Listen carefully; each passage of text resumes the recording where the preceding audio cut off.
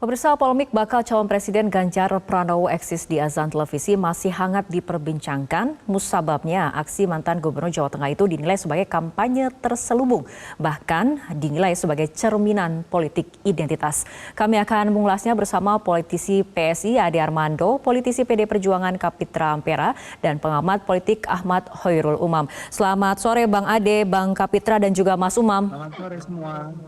Selamat sore Mas Kapitra. Selamat sore Mas Ahmad. Baik.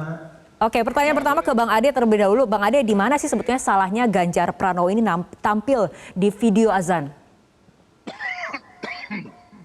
Ya, persoalan utamanya adalah bahwa dia munculnya di acara azan ya. Dan di dalam aturannya KPI sebetulnya secara jelas sudah dinyatakan bahwa di dalam azan itu tidak boleh disisipkan iklan ya.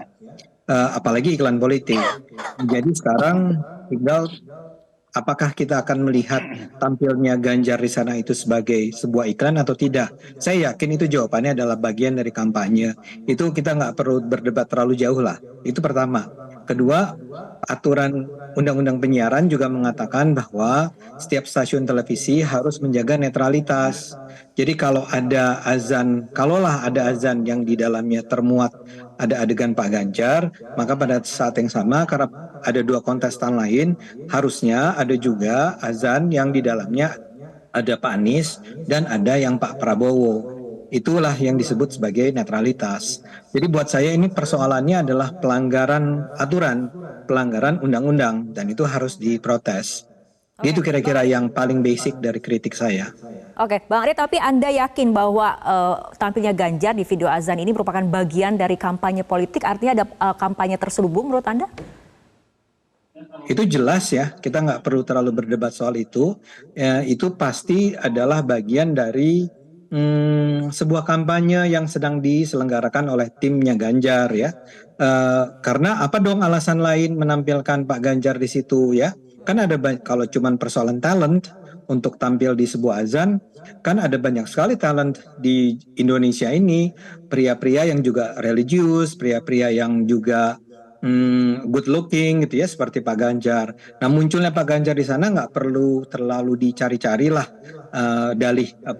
berdalih gitu, berargumen. Itu jelas bagian dari kampanyenya Pak Ganjar dalam menjelang Pilpres 2024 ya. Oke. Gitu baik. kira-kira. Bang Kapitra, tanggapannya bahwa ini jelas-jelas bagian dari kampanye? Ya, kita kadang-kadang di masa-masa mau akan Pilpres atau Pileg ini banyak orang yang kehilangan pemikiran yang jernih atau terjebak dalam kedangkalan berpikir. Karena apa? Jangan semua kita persepsikan ke wilayah politik. Ketika orang berniat mencalonkan diri menjadi presiden atau apalah namanya, dia itu tidak kehilangan hak dasarnya sebagai manusia. Karena melaksanakan syariat agamanya itu hak dasarnya sebagai manusia yang dilindungi undang-undang. Karena kita melihat dari perspektif politik semua menjadi buruk ya. Masa orang di shot lagi ambil wudhu, lagi sholat, lalu dianggap itu kampanye. Padahal itu adalah hal yang rutin dilakukan oleh banyak orang. Ya. Tetapi kini sekarang eranya masa baru akan memulai, lalu tudingan-tudingan seperti itu melihatkan kedangkalan-kedangkalan yang menuding. Kedua, secara politik yuridis, kan belum ada yang menjadi calon presiden, belum ada yang menjadi calon presiden, ya. Sekarang kita belum memiliki calon presiden siapapun, ya, karena belum ada sahnya seseorang menjadi calon presiden apabila sudah ada penetapan KPU bahwa dia calon presiden. Sehingga baru di situ berlaku segala aturan-aturan yang dibolehkan, yang tidak dibolehkan, yang dilarang. Orang belum ada calon presidennya. Lalu bagaimana orang dihukum dengan suatu perbuatan yang undang-undangnya belum dibuat untuk itu? Katakan demikian. Maksudnya yang orangnya belum masuk di dalam wilayah hukum yang membolehkan atau tidak membolehkan dia. Baik. Ini yang kita selalu kehilangan kejenihan berpikir, sehingga semua persepsi politik dijadikan persepsi politik dan orang semua jadi salah. Oke, Ini Bang yang Kapitra, keliru. tapi artinya Kita lihat konsep proporsionalitas dari baca pres PDIP Ganjar dan Pranowo tampil di video azan maghrib sudah mendapat approval dari partai, seperti itu? Bukan masalah soal partai, ini masalah manusia dengan kegiatan ibadahnya. Ya, ini masalah hak-hak dasar manusia, masyarakat sebagai manusia. Jadi kita jangan lihat di sisi itu. Kalau saya melihat dari sisi pendekatan religius, saya bangga bahwa kalau ia nanti Pak Ganjar ditetapkan sebagai capres dan kalau bisa jadi presiden, saya bangga punya presiden yang punya kedekatan dengan kitanya. Masalah ibadahnya ini masalah yang sangat privasi sebenarnya. Bang yang Kapitra, kita selalu seorang Ganjar Pranowo ini perlu menunjukkan banality ya, dalam black hole yang dangkal. Oke, baik Bang Kapitra, tapi kenapa seorang Ganjar Pranowo ini perlu menunjukkan sisi religius dirinya lewat video azan maghrib? Kapan Ganjar menunjukkan itu? Dan kapan Ganjar mengajak orang untuk memilih dia di rumah ibadah? Dia kan hanya selagi mengambil wudhu. Dia tidak mengajak dan dia tidak menayangkan. Terus siapa yang menayangkan? Bukan dia. Lalu apa yang salah kalau itu ditayangkan? Oke, baik. Karena persepsi kita yang salah, cara berpikir kita yang salah, sehingga semua yang dilakukan hal-hal yang sangat suci, yang sakral, itu dibawa ke ranah politik jadi salah. Oke, baik. Sekarang apa dasarnya kalau ingin menindak itu? Oke, kita ke Bang Ade. Oke, Bang Ade tanggapannya? Ya. Iya, kan saya juga tidak pernah menyalahkan orang mau sholat, itu hak azazi dia dong. Malah bagus kalau Pak Ganjar itu adalah orang yang rajin sholat. Bukan itu masalahnya. Ini masalahnya ada siaran azan, ya. Siaran azan itu di dalamnya ada adegan di mana Pak Ganjar wudhu, ngajak masuk ke masjid, kemudian sholat. Pertanyaan terbesarnya adalah, emang ada ngajak situ, Mas? Ada Pak Ganjar ngajak, enggak kan ya? Ya, enggak ada. Siapa yang bilang ngajak? Ngajak ke dalam masjid, itu ada, ya. Nah, sekarang pertanyaannya adalah, ada jutaan orang di Indonesia, pria-pria religius, kenapa bukan mereka yang dijadikan talent? Kenapa yang dipilih adalah Pak Ganjar? Itu karena si perancang iklan, atau perancang program azan. Banyak di TV-TV lain juga ada itu, masyarakat. Pak Kapitra, kalau kita mau bicara secara rasional, tolong dengarkan penjelasan masing-masing orang dulu. Saya tadi dengarkan penjelasan Anda, sekarang saya jelaskan. Di dalam ilmu komunikasi, lanjut. Ya, Anda lanjut, silakan, saya dengar. Ya, tidak ada tayangan, apalagi itu sebuah program azan, yang orang-orang yang terpilih masuk di dalamnya, itu tanpa alasan. Tidak pernah itu random. Orang itu harus orang yang terpilih, menjadi talent. Yang dipilih menjadi talent di dalam siaran azan di grupnya MNC tersebut adalah Pak Ganjar. Pertanyaan besar, kenapa? Ini bukan soal hak azazinya Pak Ganjar. Pak Ganjar punya hak azazi buat sholat, buat ke masjid, buat ngapain pun. Yang dipersoalkan adalah tayangan azannya. Di dalamnya termuat ada adegan Pak Ganjar. Sehingga tadi presenter bertanya, tidakkah ini terkesan sebagai iklan terselubung? Saya setuju sepenuhnya. Karena itu tidak pantas untuk dilakukan. Grup PDIP seharusnya berpikir secara lebih inklusif lah, ya. Kalau misalnya sekarang Pak Haritanu lah yang paling utama. Karena RCTI adalah televisi dia, MNC adalah televisi dia. Dia seharusnya menampilkan, kalau dia mau menampilkan calon-calon presiden sebagai orang-orang religius, yang tampil seharusnya bukan hanya Pak Ganjar, tapi juga Pak Prabowo, tapi juga Pak Anies. Itu namanya adil. Kalau ini dikatakan sebagai sesuatu yang tidak netral. Dan itu lagi-lagi melanggar aturan yang ada di KPI. Itu penjelasan saya, Pak Kapitra. Baik, Bang Ade, kita ke Mas Umam. Mas Umam, menurut Anda kenapa Ganjar Pranowo yang tampil di video azan maghrib menjadi polemik? Tahan dulu jawaban dari Mas Umam karena kita akan segera ikuti azan maghrib terlebih dahulu. Ganjar Pranowo ini kan sosok yang religiusitasnya ini tidak dibuat-buat.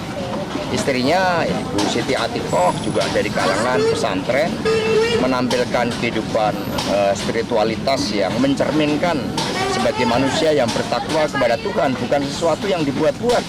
Ya sejak dulu, sejak zaman mahasiswa, ya Pak Ganjar Pranowo ini sosoknya seperti itu, sosok yang rajin beribadah, sosok yang baik, sosok yang santun, sosok yang merakyat, itu tidak dibuat-buat, itu sesuatu yang original keluar dari Pak Ganjar Pranowo. Kita akan lanjutkan kembali perbincangan. Mas Umam, menurut Anda mengapa tampilnya Ganjar Pranowo di video azan maghrib ini menjadi polemik? Ya, bagaimanapun juga tadi disampaikan oleh dua pembicara sebelumnya, ibadah itu adalah sesuatu yang sifatnya privat.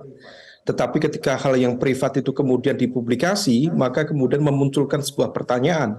Bisa saja kemudian materi itu dimaknai, ditafsirkan sebagai sebuah bagian dari political marketing strategy. Nah, oleh karena itu, apa yang terjadi kemudian pertanyaan-pertanyaan yang muncul dari publik mencoba untuk merekonfirmasi apakah kemudian ini ada motif politik di belakangnya. Tentu teman-teman dari PDIP mencoba untuk menepis tudingan-tudingan itu, tetapi bagaimanapun juga dalam konteks situasi menjelang kontestasi Pilpres 2024 dan beliau adalah salah satu kontestan yang potensial masuk di Pilpres yang akan datang, maka kemudian materi tersebut berpotensi kemudian ditafsirkan sebagai bagian dari sebuah kampanye politik. Meskipun sebenarnya Mbak Fitri, bahwa praktik kampanye politik sendiri per hari ini bukan hanya dalam konteks adzan itu, apa yang terjadi di lapangan, mobilisasi massa dalam skala besar, kemudian proses judulnya sosialisasi tetapi konteksnya adalah konten kampanye, kemudian billboard dan lain sebagainya pada street media. Ini adalah bagian dari sebuah political marketing strategy. Dan kalau misal kemudian kita memanggil kembali jadi wake up call dalam konteks penyelenggara pemilu, khususnya lembaga yang diamanahi menjadi pengawas, dalam konteks ini adalah Bawaslu, maka sebenarnya ini menjadi sebuah pertanyaan peran mereka, seolah-olah mereka wujuduhu keadamihi, ada tapi seperti tidak ada. Termasuk juga dalam konteks ini KPI, oleh karena itu tentu kita apresiasi langkah cepat dari KPI misalnya untuk melakukan konfirmasi sekaligus mengirimkan surat kepada tim media yang mempublikasikan materi itu menjadi materi Mas yang Umam. kemudian perlu dievaluasi kembali. Oke, Nah, Mas Umam. di saat yang sama Mbak Fitri, kenapa itu dilakukan? Sepertinya ada kepercayaan di dalam internal teman-teman di PDIP bahwa karena identitas karakter politik nasionalis itu, mereka membutuhkan backup sekaligus peneguhan identitas Islam. Nah, oleh karena itu yang ada dalam mainstream politik nasionalis yang teringat adalah pada pemilu 1955, 1971 di mana PNI waktu itu di backup penuh oleh Partai Masyumi atau Partai Nahdlatul Ulama, yang mana entitas pertemuan antara karakter Islam nasionalis dan karakter Islam moderat bertemu dalam satu titik yang sama. Itu yang kemudian dipahami oleh PDIP sebagai sebuah momentum terbentuknya mesin politik yang efektif. Maka dalam konteks ini identitas Pak Ganjar Pranowo sebagai latar belakang politisi dengan corak ideologi nasionalis membutuhkan rekonfirmasi sekaligus peneguhan bahwa beliau adalah bagian dari konteks Islam yang ada di Indonesia. Jadi diakui atau tidak memang ada motif politik di sana, dan ini kemudian wajar jika KPI kemudian merespon cepat dengan mengirimkan surat ke media maupun pihak-pihak terkait. Oke, Bang Kapitra, ada motif politik ataupun kecenderungan yang lebih besar adalah motif politik. Apa tanggapannya? Ya, analisis itu kadang-kadang membangun statement, pernyataan yang sangat menyesatkan. Pertama, PDI tidak memiliki TV yang bisa menayangkan kegiatan orang, ya itu keliru.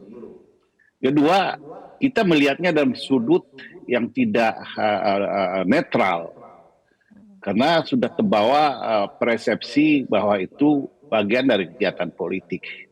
Orang dilarang itu, Mas, jika ada undang-undangnya. Lebih dulu menyatakan seseorang itu tidak boleh melakukan perbuatan.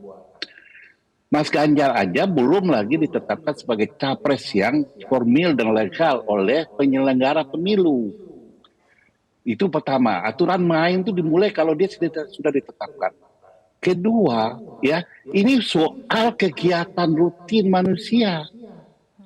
Kalau itu angelnya bagus menurut yang menayangkan, itu bukan masalah Pak Ganjarnya yang salah. Itu bukan masalah KPI. Itu adalah masalah orang memilih angel tentang berita. Tetapi keberadaan Pak Ganjar, itu keberadaan yang sangat dilindungi oleh undang-undang. Keberadaannya sangat manusiawi dan diprotek oleh undang-undang konstitusi. Jadi salahnya di mana? Nah, itu tuding ke sana ke sini. Inilah kita ini lihatnya coba netral. Kalau itu menjadi persepsi, ya, itu bisa diperdebatkan. Tapi belumlah jadi soal kebenaran absolut bahwa perbuatan itu adalah perbuatan politik terselubung.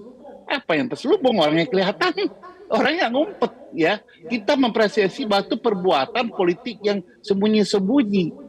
Padahal itu bukan bagian dari kampanye politik. Bagaimana dengan pejabat negara yang datang ke tempat, ya, dengan ketemu suatu tempat di daerah dan sebagainya, mengumpulkan massa dan sebagainya, kok nggak disebut itu bahwa kampanye terselubung?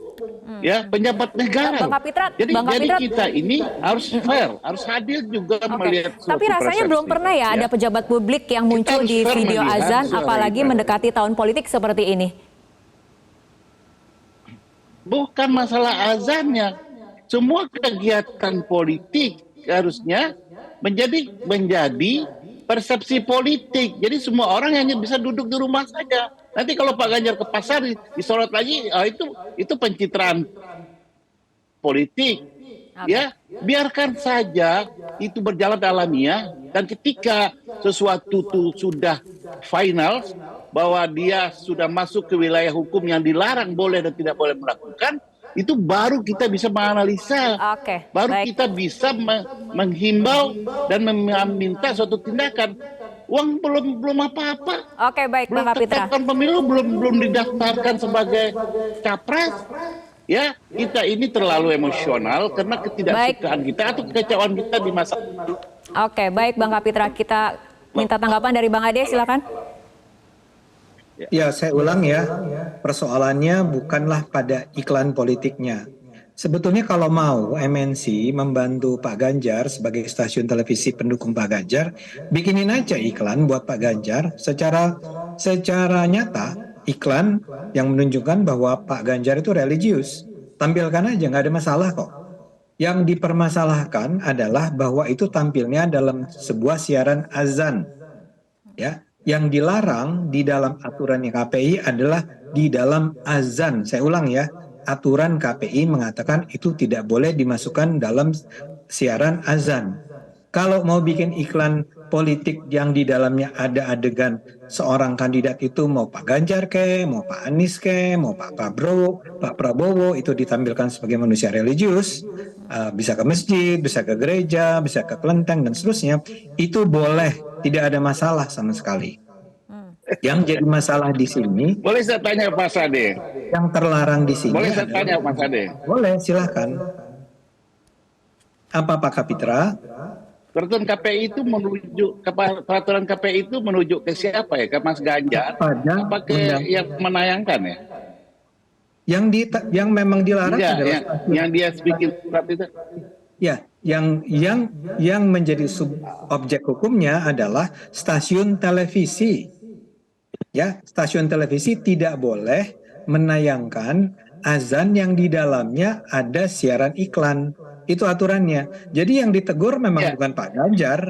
Tidak ada teguran kepada Pak Ganjar. KPI mengirimkan suratnya kepada lembaga penyiaran, yaitu stasiun televisi. Kalau itu judul diskusi hari ini bukan Pak Ganjar. Oke. Baik. Ya terserah. Saya menyampaikan faktanya. Dengan Pak Ganjar menjadi serangan yang dia tidak melanggar undang-undang dan justru merampas ya hak dasar dia sebagai manusia. Oke, baik. Berbicara mengenai aturan, Bang Kapitra dan juga Bang Ade, kita ke Mas Umam. Mas Umam, tadi kan Bang Kapitra berulang kali mengatakan calon presidennya saja belum ditentukan. Baik, kita ke Mas Umam. Calon presidennya saja belum ditentukan seperti itu dan ini juga belum masa kampanye. Artinya sebetulnya apakah Bawaslu bisa ikut masuk mengawasi, menelusuri, mendalami apakah ada pelanggaran atau tidak dalam konsep ini?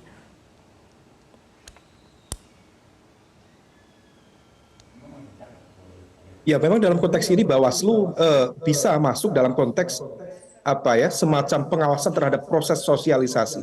Memang sama sekali tidak ada ajakan Proses misalnya, sosialisasi, untuk maaf, mencoblos A, B, C gitu.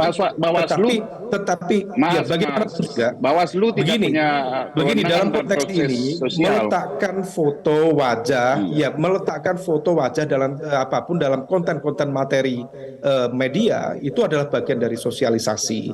Nah, kalau misal kemudian memang dalam konteks ini Bawaslu tentu memiliki ranah pengawasan dalam proses sosialisasi, bukan hanya dalam konteks kampanye, karena masa kampanye memang belum hadir. Nah, oleh karena itu ini yang kemudian menjadi sebuah yang diawasi, boleh saya tanya, motif politik atau tidak. Nah, oleh saya karena tanya, itu di level ini maka yang diawasi pihak itu Bawaslu, pelaksanaan KPI, peraturannya tinggal kemudian menjelaskan Baik, kepada sebentar publik. Bang Kapitra, kita dengarkan dulu penjelasan dari Mas Umam. Silakan Mas Umam. Ya, jadi dalam konteks itu Bawaslu maupun KPI tinggal menjalankan aturannya. Nah, diakui atau tidak, mungkin ini tentu ada sebuah skema termasuk simulasi apa motifnya, apa kemudian output dari materi adzan itu, termasuk tentu besar kemungkinan berkaitan dengan konteks image building, terkait dengan konteks elektabilitas, dan juga upaya meyakinkan bahwa misalnya Pak Ganjar dengan background politik nasionalis memiliki hubungan yang baik atau corak karakter Islam moderat melekat pada diri beliau. Jadi ada semacam motif-motif politik semacam itu. Nah, di level inilah yang kemudian menjadi sebuah pertanyaan di kalangan publik, mengapa kemudian yang satu dilakukan itu, yang satu tidak. Diakui atau tidak, bagi saya ini menjadi sebuah langkah offside dalam strategi. Meskipun offside bukan berarti kemudian pelanggaran fatal. Artinya ini kalaupun offside ya sifatnya peringatan agar tidak dilakukan kembali. Tentu ada ranah-ranah yang kemudian bisa diperbaiki, termasuk dalam konteks sosialisasi, dalam konteks kampanye ke depan, sehingga kemudian tidak terempet pada wilayah-wilayah publik, apalagi terkait dengan konteks religiusitas dan keagamaan. Baik, Bang Kapitra, tanggapannya mungkin sedikit saja mengenai tadi dikatakan oleh Mas Umam, ini langkah offside. Ya, inilah kerancuan berpikirnya para analis begini. Karena apa? Yang diawasi oleh Bawaslu adalah peraturan yang dibuat oleh KPU bagi peserta pemilu. Itu yang harus diawasi. Sementara bahwa peraturan yang melarang, ya, peraturan yang menetapkan seseorang sudah menjadi caleg, ya, belum ada. Dan peraturan KPU tentang kampanye itu baru bisa berjalan jika ya seorang sudah menjadi dan emosi yang tidak paham dengan pilihan personal. Jangan dijadikan itu klaim bahwa itu publik, ya. Itu bagian dari pendapat publik, itu yang keliru. Kalau Anda beranalisis silahkan saja, tetapi itu bukan kebenaran umum, ya. Baik, Bang Kapitra dan juga Bang Ade dan Mas Umam, kini saat ini kan Bawaslu sedang melakukan penelusuran. Tempat analisis saja, ya. Oke, baik Bang Kapitra. Saat ini Bawaslu sedang melakukan penelusuran dan juga pendalaman terkait konteks ini. Kita tunggu saja bagaimana kemudian hasil dari Bawaslu, apakah ada indikasi pelanggaran atau tidak. Kita tunggu bagaimana keputusan dari Bawaslu. Sementara itu terima kasih Bang Kapitra, Bang Ade dan juga Mas Umam telah berbincang bersama kami dalam Prime Time News untuk malam hari ini. Jelajahi cara baru mendapatkan informasi. Download Metro TV Extend sekarang.